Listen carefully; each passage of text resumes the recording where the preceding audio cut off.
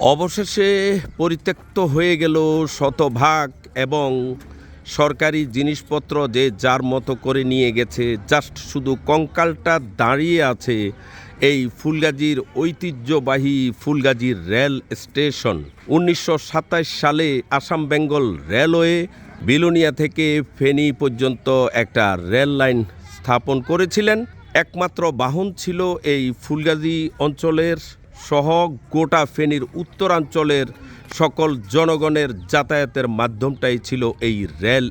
সেই রেল স্টেশনগুলোই এখন দেখুন ভুতুড়ে ঘরে পরিণত হয়েছে। চলছে বিভিন্ন অসামাজিক কর্মকাণ্ড, নিয়ে গেছে দরজা জানালা সহ সব কিছু, রয়ে গেছে শুধু কঙ্কাল।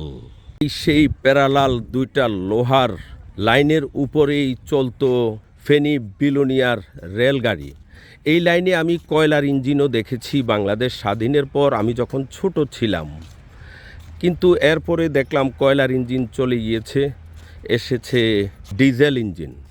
তারপরে এই লাইনের উপর দিয়ে চলতো। আর এখন এই বিশাল বিস্তীর্ণ ফুলগাজী রেল স্টেশন এলাকাটা ভুতুড়ে ঘরে পরিণত হয়েছে। আর নিয়ে গেছে রেল স্টেশনের বিভিন্ন ভবনের আসবাবপত্র সহ আরও মূল্যবান জিনিসপত্র।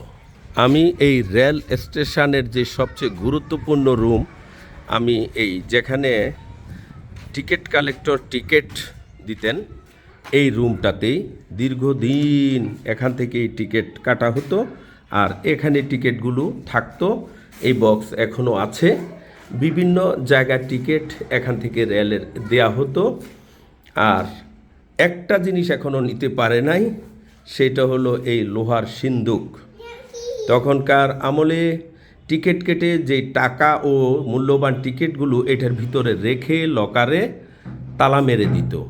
এখনও সেই রয়ে গেল পরিত্যক্ত ফুলগাজী রেল স্টেশনের টিকিট কালেক্টর রুমে সেই লোহার সিন্দুক। আপনারা দেখছেন ঐতিহ্য টেলিভিশন।